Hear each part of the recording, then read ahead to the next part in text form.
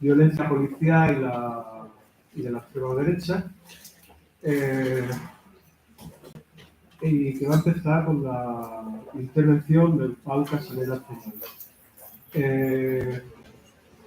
Tiene que es una mesa que viene a completar lo que hemos visto desde ayer, ¿no? Como bien sabéis, no solo hubo un actor político en cuanto a violencia, el Estado también ejerce su propia violencia, y el compañero que va a intervenir ahora mismo es especialista en este sentido.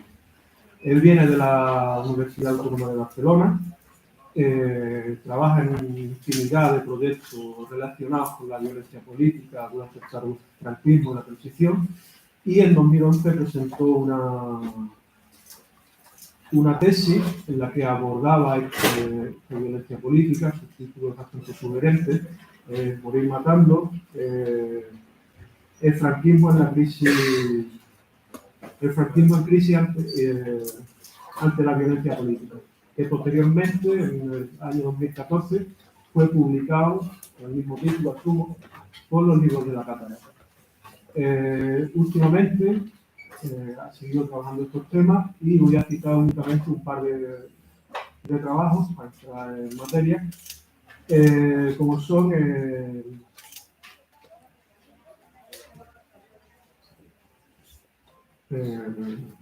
lo dejamos. Esta es la palabra porque no entiendo bien la verdad. Bueno, muchas gracias, Miguel Ángel.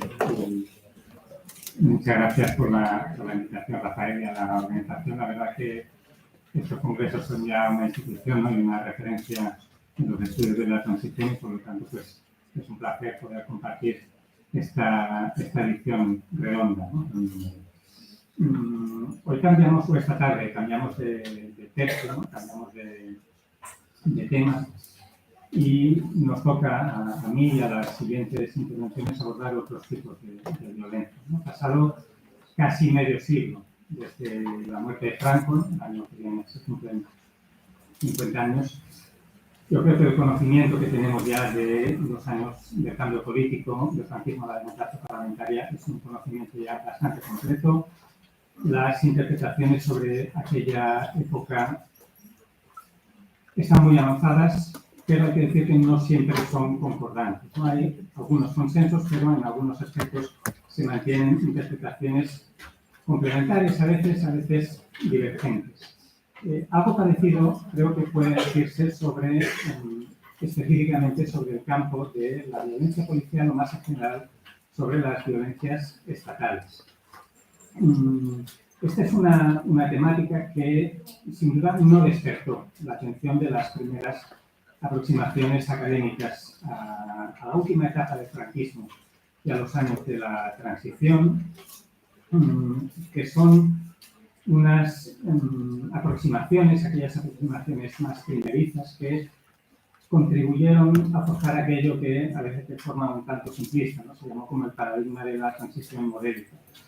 Una obra que creo que encarna a la perfección, ¿no? Ese paradigma, y que además creo que fue especialmente influyente, fue no la obra de un historiador, sino la de un politólogo, de María Colomer, llamada precisamente La transición a la democracia, el modelo español. Voy a leer un par de citas de este libro que me parece que ejemplifican muy bien, ¿no? La imagen que estas primeras aproximaciones transmitieron sobre la transición y sobre el papel de las violencias en el proceso transitivo, ¿no? Dice Colomer, año 98, ¿no? Dice: el modelo español suele ser asociado a negociaciones y pactos entre las élites políticas y a un amplio consenso entre la ciudadanía que elude los actos de venganza, de confrontación violenta y la guerra jurídica. Nuestro fragmento dice: la visión global de la experiencia española que aquí se presenta es la de una transición que cabe considerar modélica y ejemplar por el bajo coste social de la vía seguida, pero que ha producido como consecuencia paradójica de su propio método de negociaciones generosas una democracia más bien mediocre y de baja calidad. Bueno, Colomer comparaba, en parte, como se hizo en otros estudios de la época, en otras aproximaciones de la época, esa transición pacífica negociada con la etapa de la Segunda República, en una contraposición que creo que a día de hoy ya mucha menos gente se atrevería a hacer, por lo menos en los términos en los que se hacía en aquel momento. Tras aquellas primeras obras, poco a poco han ido añadiendo ingredientes a la ecuación ha ido complementándose la explicación del relato global sobre el proceso de cambio político. Y uno de esos ingredientes fundamentales ha sido la violencia política o las múltiples violencias políticas. De modo que a día de hoy, pues, prácticamente veintitantos años después de aquel libro de Colomer, creo que, no sé, ya me vais a decir luego si estoy exagerando en el turno del debate, pero creo que podemos hablar de un abandono ya casi completo de aquel paradigma inicial y casi podríamos hablar del asentamiento de un paradigma o de una explicación general de la transición violenta, ¿no? de poner el foco en la cuestión de la violencia.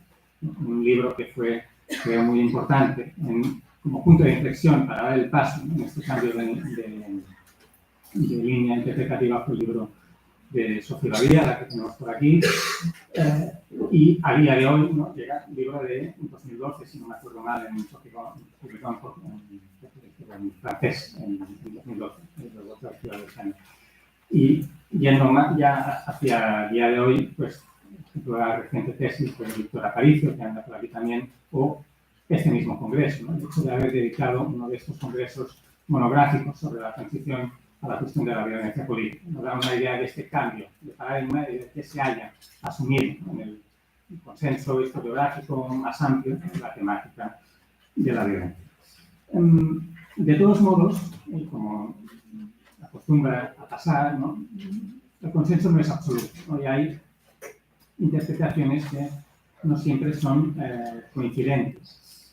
Específicamente por lo que respecta a lo que me toca abordar a mí, que son las violencias de Estado y concretamente la violencia policial, hubo un primer tipo de aproximaciones hechas muchas veces desde el mundo militante, con una perspectiva seguramente más política que historiográfica, o que politológica, o sociológica, o con una aproximación periodística a veces, que tendían a subrayar las continuidades entre los últimos años del franquismo y los primeros de la democracia, con un tono a veces quizás un tanto simplista, ¿no?, hablando en alguna ocasión incluso de esa idea del cambio lampedusiano, un cambio en que se cambie todo para que todo continuara igual. Bueno, este tipo de explicaciones han convivido con las que yo luego voy a entrar un poco en diálogo, ¿no?, para complejizar un poco la explicación.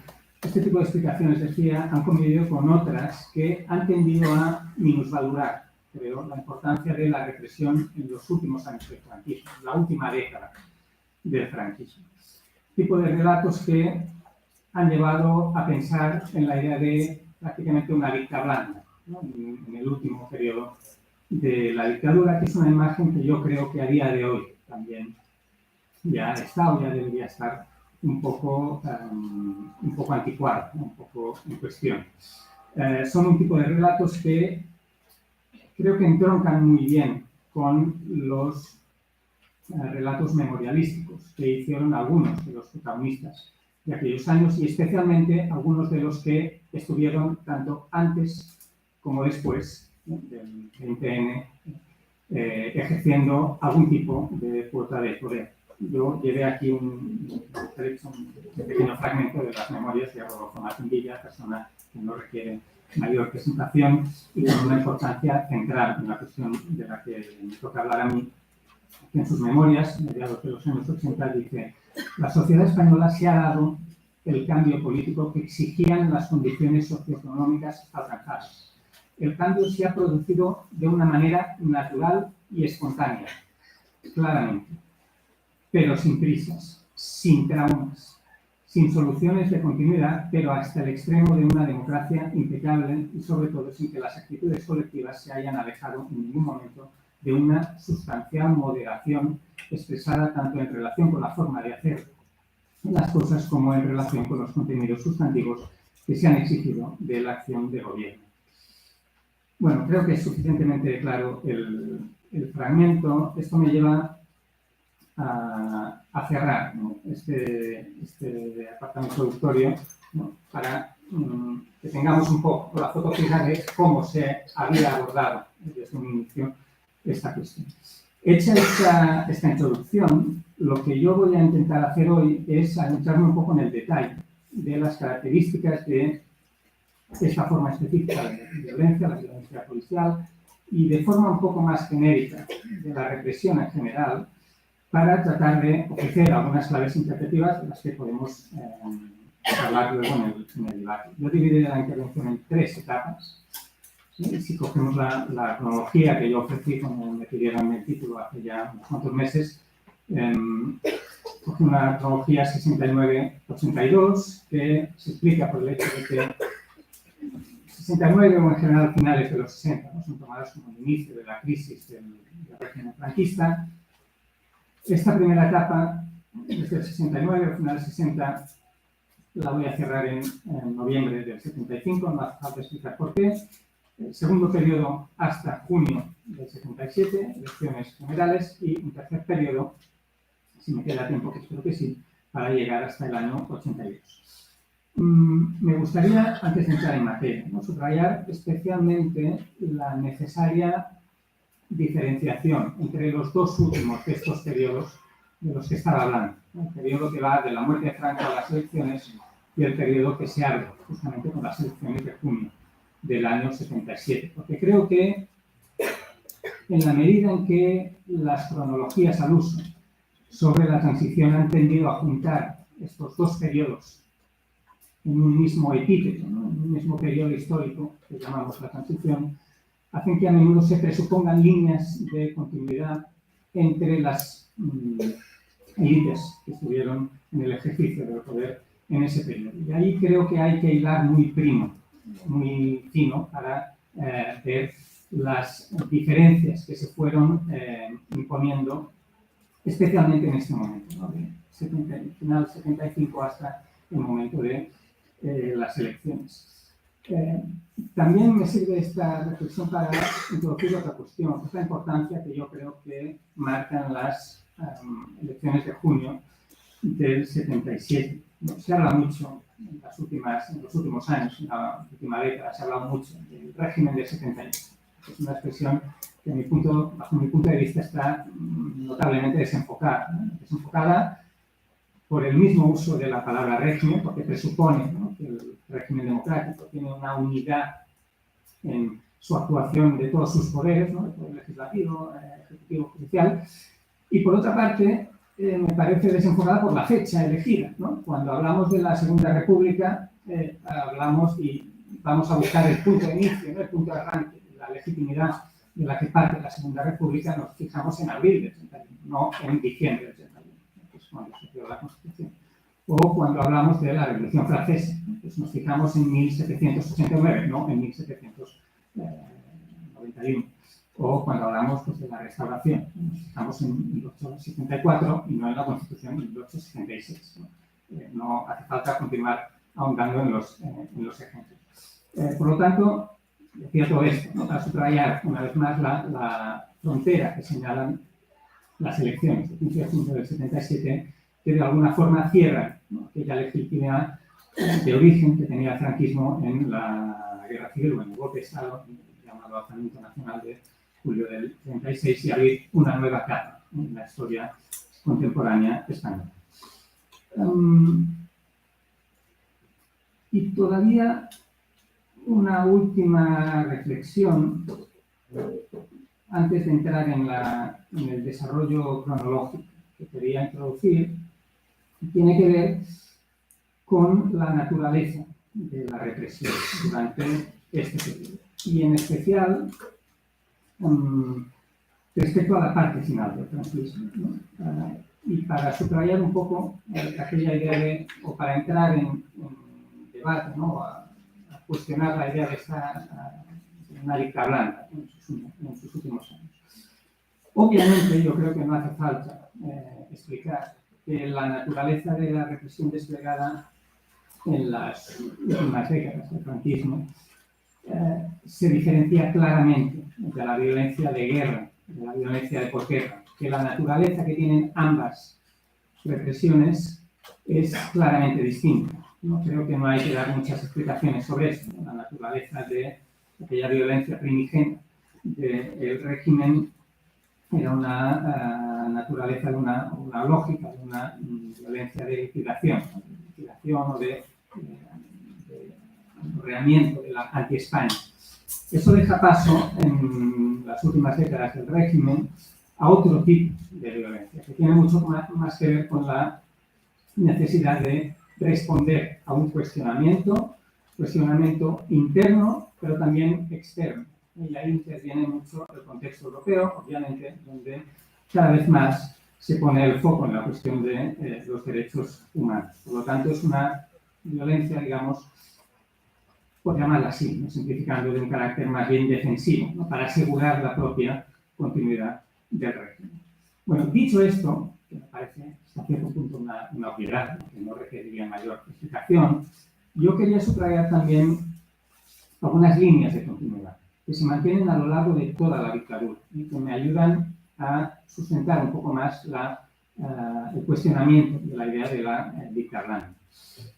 Y el ámbito que creo que mejor permite vislumbrar estas líneas de continuidad es la configuración y la naturaleza del sistema de control social. Cuando hablamos de represión, muchas veces nos dejamos la previa, que es el control social, que es aquel mecanismo que establece el Estado para llegar a todos los rincones que pueda.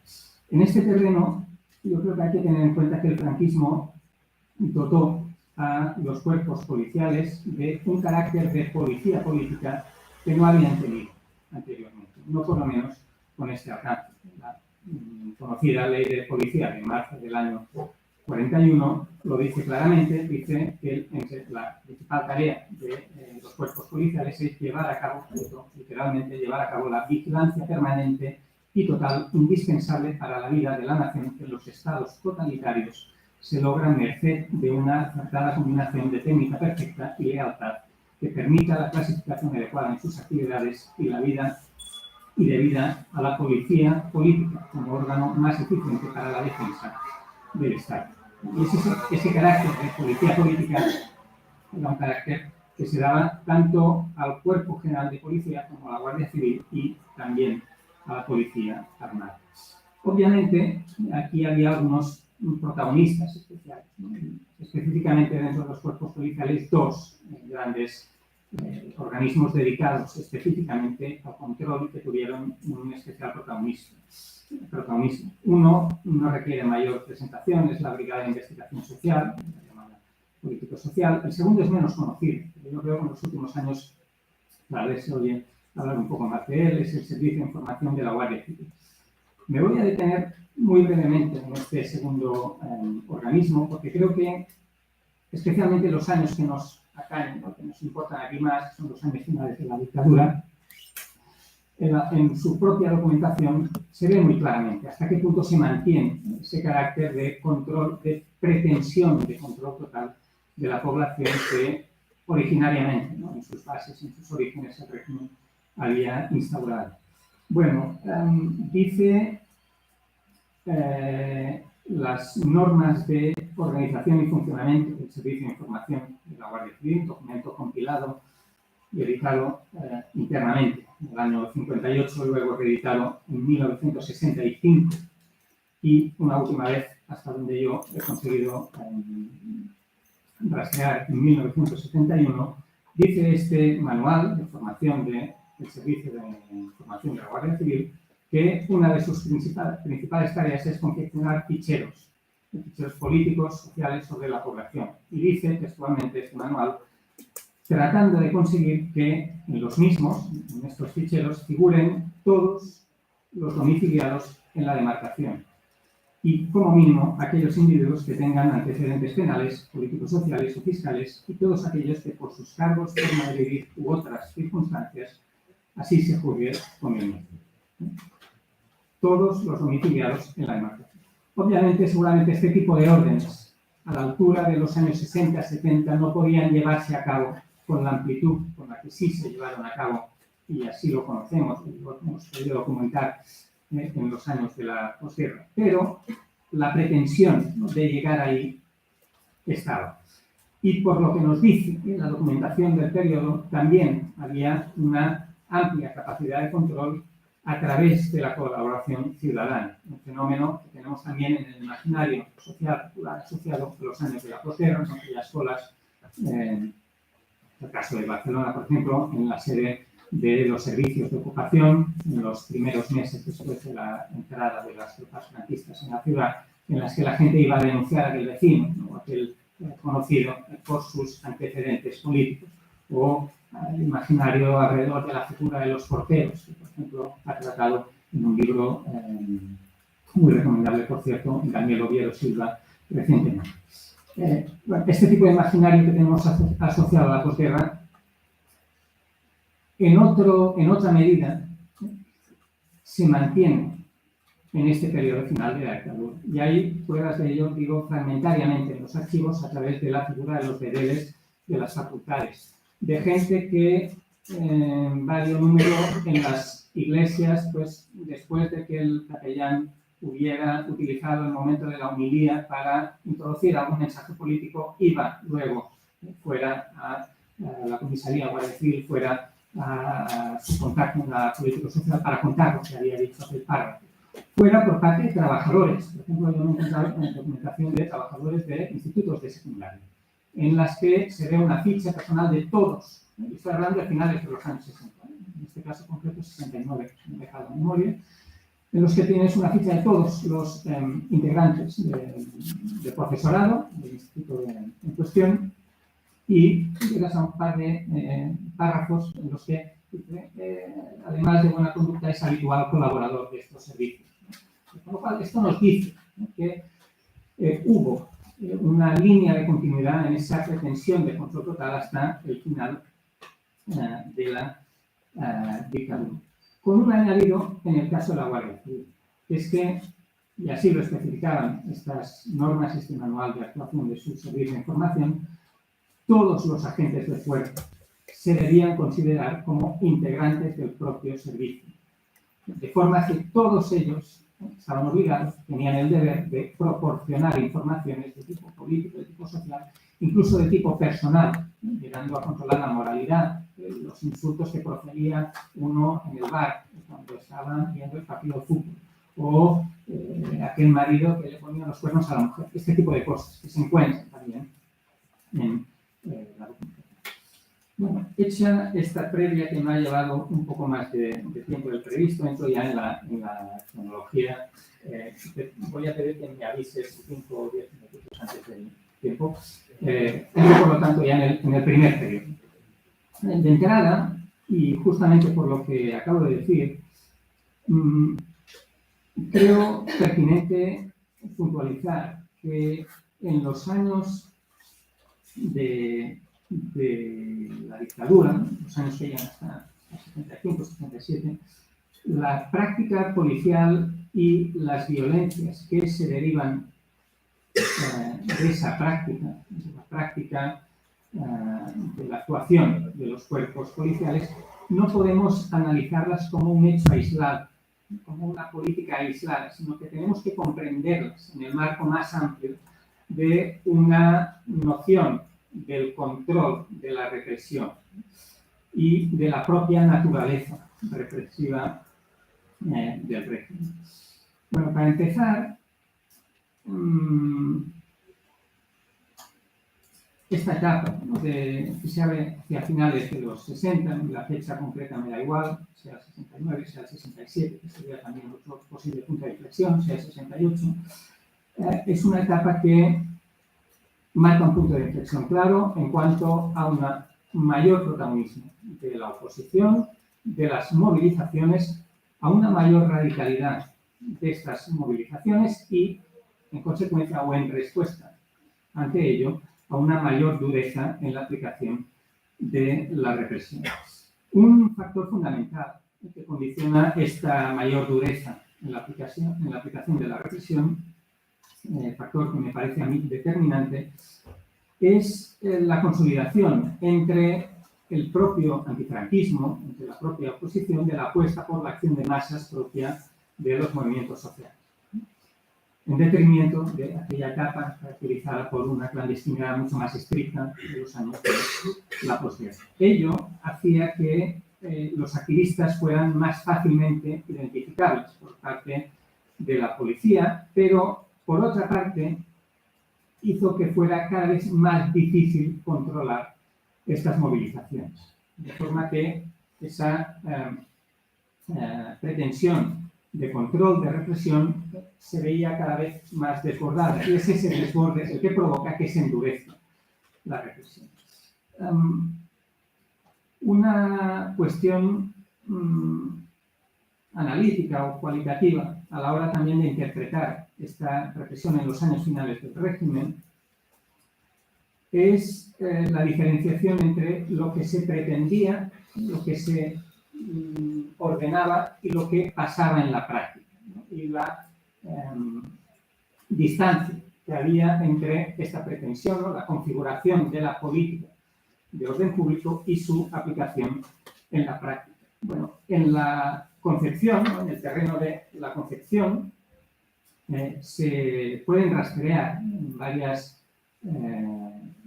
varios documentos de la época que una obsesión, diría yo, prácticamente de las autoridades, en concreto de las autoridades de gobernación, era focalizar en la aplicación de la represión hacia las figuras de los impulsores de las protestas.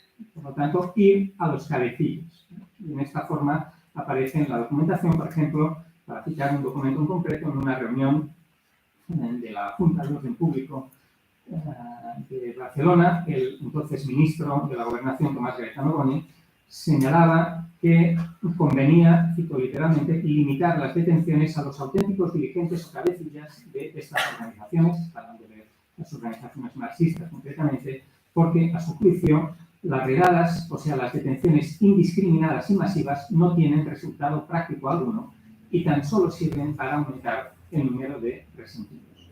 Bueno, esa preocupación que expresan tan claramente esas palabras de Gaetano Boni se explica en muy buena medida por la creciente solidaridad que consiguen articular algunos sectores del antifranquismo en ese contexto, ¿no? Sobre todo a partir del final de los años 60. Y la propia policía era muy consciente, ¿no? De esa capacidad de movilización solidaria con los detenidos, con los afectados por la represión, y así consta en algunos documentos. En esa misma reunión de la que os estaba hablando, un par de mandos, de altos mandos policiales de Barcelona, llaman la atención porque dicen hay un peligro que implica la detención de algunos de estos sujetos pertenecientes a la plantilla de empresas fabriles importantes, lo que ocasiona generalmente una reacción de los trabajadores de la empresa a favor de tales detenidos, que puede ser fuente de conflictos laborales. O, en otro momento, se propone que intenta imponer, ¿no? Que las detenciones de estudiantes se produzcan en sitios alejados de las concentraciones estudiantiles para evitar que se generen altercados o alteraciones masivas del orden público. Por lo tanto, pese a que hay una voluntad por parte de los responsables de la gobernación de focalizar en la aplicación de las medidas punitivas, en la práctica la represión va tomando un carácter cada vez más amplio y cada vez más fuerte, más duro. Bueno, estoy viendo que voy un poco mal de tiempo. Voy a pasar un poco por encima por las distintas etapas, ¿no? Que podemos distinguir en esta etapa final del franquismo. Hay un primer contexto, 67-71, que es fundamental, porque es el contexto que le sirve al régimen para constatar el fracaso de esta vía que se está intentando aplicar, y prueba de ello es el recurso continuado a los estados de excepción. Primero, 67 en abril en Vizcaya, luego en el 68 en Guipúzcoa durante 6 meses, luego en el 69 en toda España a partir del mes de enero durante 2 meses, y luego en 70-71 a raíz de las protestas contra el proceso de Burgos, primero en Guipúzcoa y luego en todo el territorio español. Bueno, el número de detenidos en estos periodos de excepción da una idea, ¿no?, de la amplitud que estaba tomando la represión. En el último de estos casos, 70-71, se llegaron a contar, según cifras que da el propio director en aquel momento general de seguridad, si no me falla la memoria, Eduardo Blanco, alrededor de un poco más de 2.000 detenidos, en un periodo de poco más de 6 meses. Bueno, como voy mal de tiempo, entro ya en el segundo periodo, en el que quería detenerme de forma particular, precisamente por lo que he comentado al inicio, ¿no?, por los múltiples cambios que se van dando en este periodo. Hay aquí, estoy hablando ahora, noviembre del 75, junio del 77, el periodo de los gobiernos de la monarquía. Hay aquí un primer periodo en el que creo que vamos a convenir, la mayoría de los que estamos aquí, que es el periodo de gobierno Arias, en que creo que vamos a convenir, decía, que hay una pretensión continuista, esencialmente, de plantear una reforma con algunos retoques que permitan mantener la estructura del régimen. Bueno, hasta ahí creo que estaríamos, con matices tal vez, más o menos de acuerdo. No sé si tan de acuerdo estaremos en la interpretación del segundo gobierno de la monarquía, el gobierno Suárez, porque yo creo que en los últimos años ya se han planteado, ¿no?, explicaciones un poco más complejas, pero se tendió a presuponer, creo, en las primeras aproximaciones a este momento, una voluntad democratizadora plena desde los inicios de la toma de posesión de Suárez en julio del año 76. Yo creo que la documentación ha ido permitiendo cuestionar por lo menos parcialmente esta idea. Un libro que lo documenta fantásticamente, creo, es el libro de Nicolás Sartorius, Alberto Rosario, Final de la Dictadura. En esa misma línea, pues, me gusta citar siempre a Carmen Molinero y Peraisas, que creo que han argumentado muy bien también en esa línea. Y para citar un par de testimonios de la época, uno conocido y otro que es más desconocido. El primero es el del propio Fraga, ministro de la Gobernación en el primer gobierno de la monarquía, que luego es apartado, y que en uno de sus libros de memoria, en Busca del Tiempo Servido, decía, contando una cena que tuvo con Suárez en septiembre del año 76, por lo tanto poco después del nombramiento de Suárez, que Suárez le había dicho, dice, nosotros teníamos la intención de hacer en el segundo gobierno de la monarquía lo mismo que habíamos pensado durante el gobierno Arias, pero de un modo más simple, una sola ley que dejara abiertas todas las posibilidades. Ese carácter ambiguo creo que es muy importante para entender el planteamiento de Suárez. Y un documento menos o casi desconocido, creo, un documento que me encontré yo entre la documentación de la Dirección General de Política Interior, justamente de aquel mes de septiembre de 1976, del mismo día en que se aprueba la ley para la reforma política en Consejo de Ministros, que es una circular de la propia Dirección General de Política Interior dirigida a los gobernadores civiles, en la que se dice el pueblo, dando argumentos, ¿no?, para explicar el significado y el alcance de la ley, dice: el pueblo español decidirá su destino político, pero la reforma será contrastada con las instituciones actuales, Consejo Nacional del Movimiento y Cortes. Y el Gobierno se propone mantener la tesis y estrategia del Gobierno anterior, esto es, del Gobierno Suárez. Bueno, yo creo que la política de orden público sirve también para corroborar las limitaciones de la pretensión democratizadora plena inicial del Gobierno Suárez. No tengo tiempo de entrar en detalles, si es preciso luego doy alguna explicación más. Simplemente para dar números de detenciones por motivos políticos. Si en el primer semestre de 1976, por lo tanto periodo coincidente más o menos de forma exacta con el gobierno Arias, estamos hablando cifras del propio Ministerio de Gobernación de 1.600 y pico detenidos por motivos políticos, en el segundo semestre estamos añadiendo 1.000.000 y algo más de detenidos. La cifra sube a 2.760 y pico detenidos políticos. Y si nos vamos al primer semestre de 1977, estamos hablando ya de 4.000 detenidos políticos. Esta última cifra tal vez está un poco distorsionada porque aquí están todos los detenidos del Grapo y algunos de ETA, sobre todo en relación con el momento de la Semana Negra de enero del 77, etc., ¿no? Que es un momento también que propulsa un endurecimiento de la represión. Pero en todo caso, las cifras del segundo semestre del 76 creo que sí permiten calibrar, ¿no?, la limitación de las reformas y concretamente las reformas en el ámbito policial del gobierno Suárez. Hay instrucciones también de finales del 73 que establecen una gradación represiva muy clara, ¿no?, entre grupos políticos. Se dice que, cito literalmente, para los nuestros, plena aceptación personal e institucional, respecto a los demás grupos políticos, hasta el PSOE incluido, tolerancia personal e institucional. En cuanto al Partido Comunista, intolerancia personal e institucional, y ante los grupos situados a la izquierda del Partido Comunista, rabiosa intolerancia. En esas palabras literales.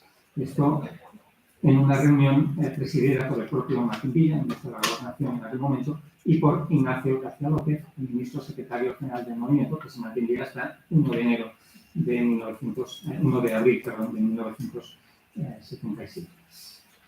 Bueno, sin tiempo para entrar en más detalles y para ir cerrando, por lo menos con un par de minutitos, si me deja el moderador, con un poco de generosidad, tercer y último apartado, ¿no?, para no quedarme aquí a partir de junio del 77. Y ahí sí creo que ahí sí se marca una frontera decisiva, que, como decía antes, no la situaría en enero, en diciembre del 78, sino muy claramente en junio del 77. Bueno, en este último apartado cronológico, yo estoy muy en la línea, ¿no?, de lo que ha planteado David Ballester en sus libros, especialmente en el libro de Las otras víctimas y en alguna otra aportación que ha hecho.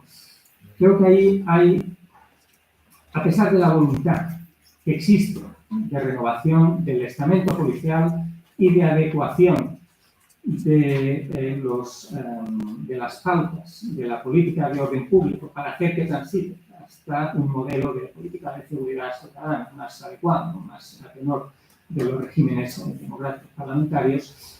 A pesar de eso, pesa, ¿no?, sobre el nuevo contexto democrático una pesada losa, la llamaría yo, que es la de la herencia, de las mentalidades, de las actitudes, de los modos de hacer del estamento policial hasta aquel momento. Un factor, yo creo, insoslayable, que no podemos prescindir de él a la hora de hablar de esta pesada losa, es la implicación que se había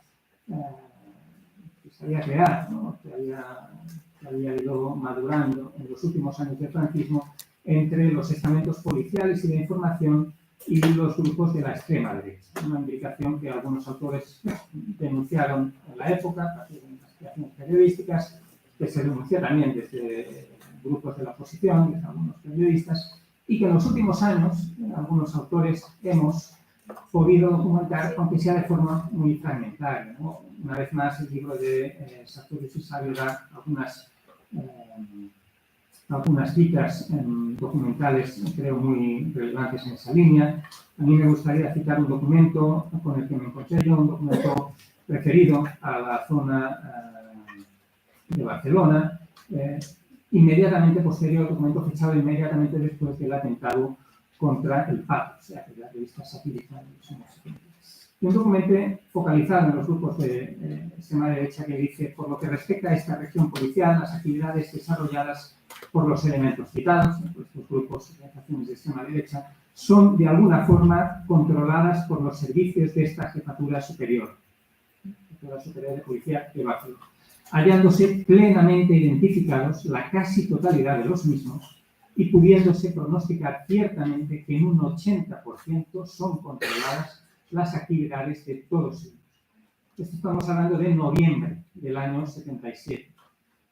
Este tipo de losa, ¿no?, creo que pesará sobre los cambios que se intenten introducir. Por otra parte, creo también importante subrayar, ¿no?, que la motivación inicial, por lo menos, en los primeros momentos, años 77, para empezar a democratizar tanto los propios cuerpos policiales como la práctica policial, la aplicación de la desarrollo de la aplicación de la política de orden público, viene dada por las demandas de la oposición. Y ahí juegan un papel importante. Yo creo que a menudo pasamos por alto cuando hablamos de estos temas, de los pactos de la Moncloa, ¿no?, los tan cacareados pactos de la Moncloa, que los recordamos normalmente por su primer apartado, el apartado de medidas económicas y sociales, que era, de alguna forma, el apartado con el que Suárez está llamando a los grupos de la oposición a remar todos a una, dado el contexto económico adverso con el que tiene que lidiar el gobierno. Pero un poco en contrapartida, ¿no?, con este esfuerzo que Suárez estaba pidiendo a los grupos de la oposición para firmar los acuerdos de los pactos de la Moncloa, en el segundo gran apartado de los pactos, que es el apartado que tiene que ver con medidas democratizadoras, la oposición consiguió que se introdujeran por lo menos la promesa, ¿no?, de cambios, especialmente en cuanto a la concepción de la organización, el diseño de la política de orden público. Por lo tanto, la democratización de esa política de orden público creo que debe mucho en su origen, en su motivación inicial, a la presión de la oposición para que se camine en esa línea. Bueno, no tengo mucho más tiempo de entrar en detalles, solo para terminar un par de elementos, y no me alargo más, así damos tiempo para el debate y no empezamos a arrastrar retrasos de tiempo. Citando una vez más a David Ballester, a pesar de los cambios que se introducen, ¿no?, que creo que no son menores, que hay que valorar, llegados a 1982, él cita un dato que me parece elocuente, ¿no?, que es que de las 12 jefaturas superiores de policía que hay en aquel momento, 9 están bajo el mando de un antiguo miembro de la política social.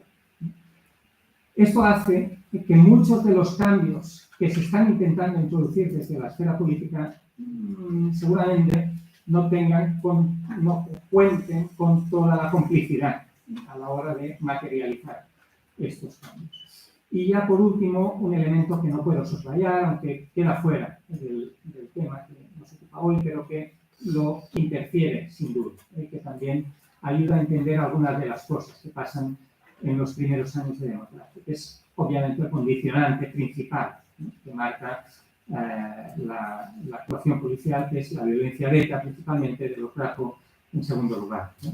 En este sentido, creo que la presencia de terrorismos en este periodo condiciona de tal forma la política de orden público que hace que muchas veces se confundan los objetivos.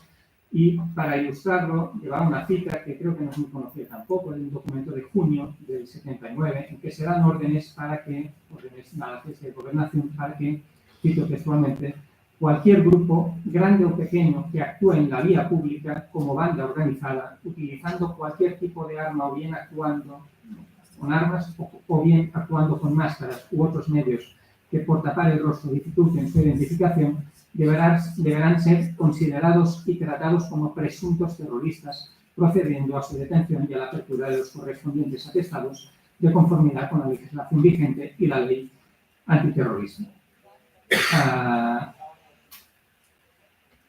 Bueno, creo que es también muy sintomático, ¿no?, el documento de hasta qué punto este factor externo, podemos llamarlo, a la política de orden público, condiciona el actuar, el proceder de las fuerzas policiales. Yo lo dejo aquí, tengo algunos otros detalles para ahondar, pero si da tiempo en el debate ya voy a entrar en ello. Muchas gracias.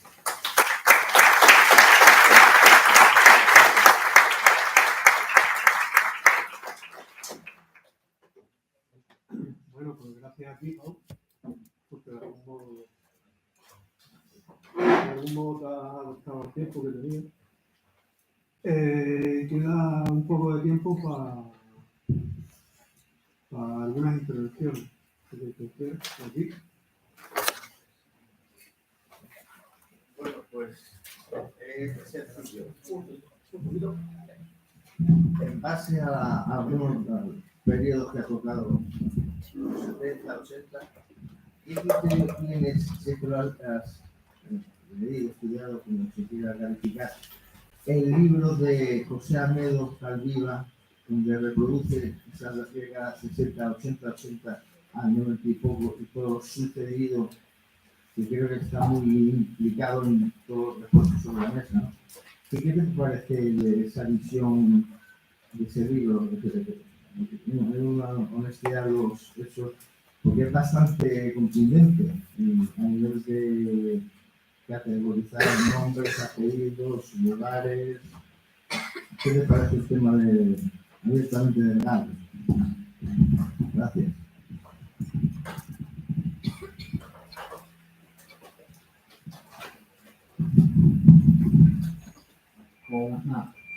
Enhorabuena por la presentación. Me gustaría simplemente explicar el significado que le das a esa circular del segundo semestre del 76, ¿no? Cuando dice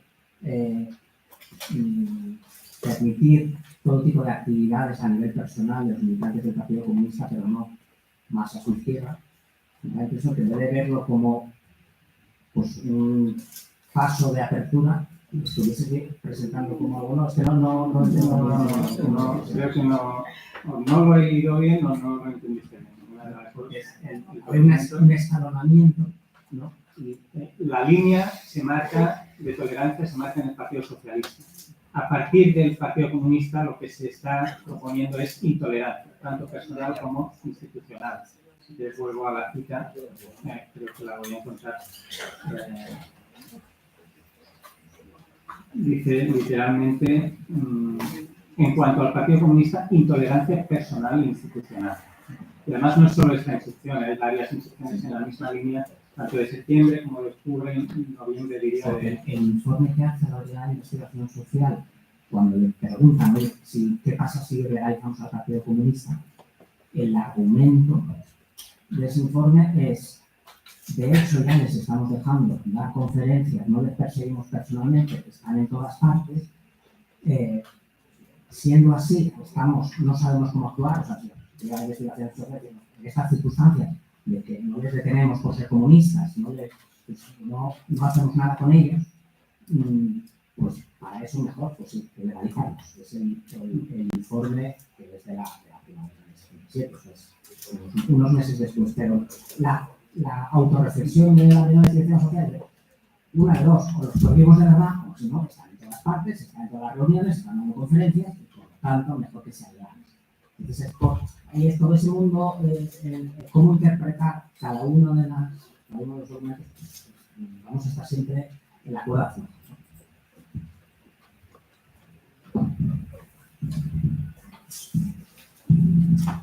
Bueno, muchas gracias por la exposición. Has planteado muy bien dos escenarios distintos, uno hasta junio del 77, con una política pública concreta, y hasta junio de 1977, una voluntad de cambio real, que yo creo que es cierta, estoy de acuerdo con cómo planteas esa cronología, por parte del Ministerio de Interior. Yo quería preguntar si podías desarrollar un poco más cuáles son esas medidas concretas de cambio que intentan llevar a cabo, porque estás hablando al final de una situación a finales de la transición en el 82, donde los antiguos miembros de la DCS están controlando todavía los altos mandos policiales, una situación de esos años en los que en reuniones de la OCDE o del gobierno con el PSOE sí que manifiestan esa voluntad de cambio, efectivamente, el PSOE reconoce que está intentando el gobierno realizar cambios, pero no concreta el qué. Entonces quería preguntarte si conoces o si puede rastrearse esos intentos, más allá de directrices genéricas de Martín Villa a los gobernadores civiles, de actuar de tal o cual manera, si conoces medidas concretas en la línea de ese cambio que está haciendo, que todos sabemos que fue muy difícil, que fue no posible, que no se pudo conseguir, pero ¿qué se intentó hacer de forma efectiva para ese cambio policial? Vale, pues entiendo que... ¿La última? Vale. Sí, gracias, Pau, por la intervención. Una pregunta un poco colateral, pero que tiene que ver con la introducción que has hecho. Has apuntado una cuestión que de tener desarrollo tendría mucho interés, aunque creo que todavía no lo tiene, que es el argumento del control social totalitario. Yo completo la frase, control social totalitario, ¿no? Sería, digo, muy estimulante el argumento, pero a mí todavía no me cuadra mucho, ¿no? Es evidente que el concepto de totalitario, sobre todo en el primer franquismo, sobre todo cuanto más nos colocamos en la inmediata posguerra, es una voluntad del régimen. Hay multitud de textos que así lo señalan y el propio carácter fascista original del régimen franquista no lo discutiría. Pero posiblemente a ese régimen franquista en ese momento y sobre todo después, y es un régimen que se mantiene durante 40 años, le falta para tener un atisbo, yo digo simplemente un atisbo de control social totalitario, por lo menos dos cosas. Un Estado fuerte, un Estado con músculo, que no tiene en absoluto, y en segundo lugar, un partido de masas capaz de llevar a cabo un argumento esencial para el control social, que es el despotismo social, que convertir a cada ciudadano en un confidente. Algo que en parte sí que consigue el fascismo italiano, algo que en parte sí que consigue el nacionalsocialismo alemán, en muy buena parte, algo que consigue determinados estados de la órbita de la Unión Soviética, pero yo creo que hasta lo que sabemos en estos momentos de España estaban realmente muy lejos de aquello. Hay una anécdota que quizás sea apócrifa, pero es ilustrativa de esto que estamos diciendo. Agustín de Foxá, que es señorito escritor, dice que justo después de la guerra se encuentra en París y unos amigos le dicen: usted, don Agustín, siendo liberal, ¿cómo se ha puesto a defender un Estado totalitario? Y él reniega de que fuera un Estado totalitario y dice: ¿pero qué lo dice usted? Dice: por inobservancia manifiesta. Algo así como que los españoles eran absolutamente vagos e incapaces como para llevar a cabo por falta de Estado y por falta de voluntad de los mismos, ¿no? Entonces yo creo, insisto, es una pregunta un poco colateral porque no te has centrado ahí, pero si vas a seguir por ahí, que es un asunto muy, muy interesante, creo que el control social, insisto con el argumento totalitario, va mucho más allá de tener en nómina a los porteros de fincas, a los acomodadores de cines y a los serenos. Y habría que abundar hasta qué punto el control policial que identificamos en algunas capitales importantes, Madrid, Barcelona, se correspondería, que yo creo que no se corresponde con la capacidad del Estado para un control policial, en este caso, en el conjunto de provincias, que creo que no lo tiene. Y desde luego el movimiento nunca fue un partido de masas y nunca fue un partido con capacidad como para delatar a cada uno de los vecinos. Pero insisto, que si tiras por ahí es una vía muy sugestiva y que tiene mucho interés. Simplemente manifiesto una cierta distancia todavía hasta que me convenzas.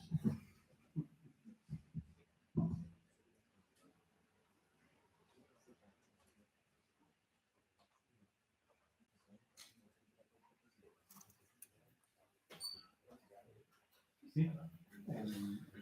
Bueno, pues empiezo por el final, Antonio. De entrada, yo no diría totalitario, yo no definiría el franquismo, menos en su etapa final, como totalitario. Yo no he puesto esta etiqueta, es una etiqueta que la pone el propio régimen en los años 40. Y en ese texto de la ley de policía, por ejemplo, pone esta palabra. A mí, la verdad, el concepto de totalitarismo es un concepto que me convence poco. Yo soy muy de Traverso y me parece muy fino la crítica que él hace al concepto en su libro sobre el totalitarismo, ¿no? Con lo cual yo tiendo a no utilizarlo como concepto. Dicho esto, y partiendo de una idea, yo creo que no muy alejada de la tuya, cuando empecé a trabajar estos temas y cuando empecé a bucear en documentación de los años 60 y 70, fui cambiando de idea en cuanto a la capacidad del régimen de llegar a controlar a la población. Porque yo partía un poco también de la idea de una dictadura ineficaz, a aquella altura, una dictadura prácticamente pandereta, en que, por ejemplo, y esto me lo he encontrado en documentación muchas veces, había duplicidad de funciones, había choques de, y me he encontrado documentación, por ejemplo, de unos de, ahora no recuerdo si es la social o la Guardia Civil, que están siguiendo a un comando de ETA en principios 70 y luego se dan cuenta de que hay un coche de los otros que los están siguiendo también, ¿no? Este tipo de superposiciones. Pero dicho esto, yo creo que buceando en la documentación uno se da cuenta de hasta dónde llegaba la capacidad de control y no eran solo los deberes de la facultad, que quienes estuvisteis en aquella época más o menos igual ya teníais conocimiento de a qué se dedicaban. Yo me quedé chocado, por ejemplo, al ver que en documentación del año 75 se está diciendo que hay entre 4 o 5 personas en cada iglesia que luego van a dar cuenta de lo que se ha contado en la homilía. Entre 4 o 5 personas, no sé las personas que asistirían de media en una misa, pero me parece una cifra que no es para menosvalorarla, ¿no? O me sorprendí también, no, evidentemente me quedaba fuera de plan, ¿no? Pero cuando me encontré con estadillos de los años 60 en los que en cada provincia se pedía regularmente, por lo menos una vez al año, si no me acuerdo mal, un recuento de las fuerzas no solo de orden público, sino de lo que se llamaban las fuerzas auxiliares. Y aquí se hacía entrar pues, desde guardas de seguridad, desde los serenos, desde personal de la Renfe, gente con algún tipo de autoridad que eran utilizadas, que se quería tener un registro de todos los que estaban disponibles en la provincia justamente para saber con qué fuerzas podían contar, ¿no? Y me quedé también sorprendido al ver algunos testimonios, pues por ejemplo me acuerdo un documento que hay muy gracioso de un monje de Montserrat, de la abadía de Montserrat, que está diciéndole a la policía, estoy hablando ya de finales de los 60 o primeros 70, no me acuerdo, no, es que no vengáis a evitar que en la próxima visita de Franco se quiera entrevistar con el abad porque no lo va a recibir o lo va a recibir de malas formas, eso va a crear un conflicto y a un propio monje, ¿no?, de la abadía que está pasando esa información. Ese tipo de documentación yo creo que da una imagen con la propia documentación, ¿no? Yo he citado el manual de actuación del Servicio de Información de la Guardia Civil, en que, insisto, todos los agentes del cuerpo estaban llamados, ¿no?, a proporcionar información. Pero es que la policía, en el terreno laboral, la político-social tenía también órdenes de elaborar censos obreros, con estas palabras también, en que figurasen todos los trabajadores de cada provincia. Yo creo que esto nos aleja mucho de la imagen de un régimen de pandereta que está absolutamente sobrepasado. Obviamente, la capacidad de control no llegaba en los años 60 y 70 a donde había llegado una posguerra por 2 factores primordiales. De uno, el crecimiento demográfico, que obviamente limita enormemente la capacidad de llegar a donde se había llegado, especialmente en las zonas rurales, ¿no? Y el otro factor, el crecimiento del disenso, ¿no?, de la oposición, de que cada vez menos gente esté dispuesta seguramente a colaborar. Pero huyendo un poco de las etiquetas, yo sí diría, ¿no?, y así creo que lo permite plasmar o afirmar la documentación, yo sí hablaría de una pretensión de amplio control o de control, de pretensión de control total, sin entrar en la cuestión del totalitarismo, que ahí también no creo que sea muy útil la etiqueta. Así es como lo veo yo. Yendo para atrás, Víctor, las medidas concretas del cambio. Buena pregunta. Yo creo que aquí hay un periodo que es importantísimo, que es el mandato de Juan José Rosón, el presidente anterior. Ahí sí hay un cambio, yo creo, en la percepción y una voluntad, que esto se nota, por ejemplo, en la política antiterrorista, ¿no?, que hay algunos cambios. Dicho esto, en política antiterrorista y enlazando con la cuestión de local, es obvio que hay también una continuidad de la guerra sucia hasta los primeros años del socialismo, ¿no?, porque al final lo que llamamos GAL no deja de ser una etiqueta que se le pone a un fenómeno de varios grupos, que esto lo que va a contar igual mejor José Luis luego, que están operando, ya muchos de ellos desde los últimos tiempos del franquismo, que se mantienen durante ese periodo. Luego, obviamente, no la citamos, ¿no? Pero la ley de policía entiendo que marca también una voluntad de adecuación a un nuevo marco. No quería parecer muy incrédulo en mi interpretación, pero yo soy de los que piensa que, ya lo he dicho, ¿no? En términos generales, 77 marca una frontera. En la política de orden público es verdad que esa frontera es más difícil, ese cambio es más difícil de ver, ¿no? Y que va tardando en introducirse y sobre todo en materializarse, porque una cosa es que desde arriba se den las órdenes y la otra es que se apliquen desde abajo, y hasta que no empiece a haber un relevo generacional, yo creo que se arrastrarán muchas de las deficiencias en este ámbito. Ya para ir cerrando, me sabe mal porque igual no le puedo dedicar toda la atención a todas las preguntas. En cuanto a lo que comentaba Diego, ¿no? Es que claro, me estás hablando de la primavera del 77, es que no tiene nada que ver, es que hasta diciembre del 77, esto lo cuentan maravillosamente bien y lo documentan fantásticamente bien el libro de Sartor y Sari. Hasta diciembre, enero 76-77 se está todavía trabajando con la hipótesis de, a lo sumo, permitir que haya algún candidato independiente que tenga militancia comunista, pero en ningún caso se está trabajando con la hipótesis de legalizar el Partido Comunista. Lo que pasa es que esto cambia a pasos acelerados en los primeros, diría yo, semanas, más que meses de 1977. Hay un documento fantástico, justamente, si no me falla la memoria, de finales de enero, diría, de 77, que lo cita José María Marín en un capítulo suyo a un libro coordinado por Fernando Molinero que se llama La transición 30 años después, que es un documento de presidencia del gobierno en que se están ofreciendo argumentos a favor y en contra para legalizar el Partido Comunista. Se está diciendo en aquel documento, bueno, es que si no les legalizamos, las consecuencias terminarán siendo peores que no las ventajas que sacamos de dejarlos en la ilegalidad. Por lo cual, esto me lleva a donde iba, que es la conclusión de se termina cambiando de opinión un poco a regañadientes, un poco pensando en que las consecuencias van a ser peores si se mantiene el Partido Comunista en la legalidad que no si se legaliza. Y la última cuestión, la de los GAL, ahí me extenderé menos, porque yo la verdad no he trabajado haciendo el tema.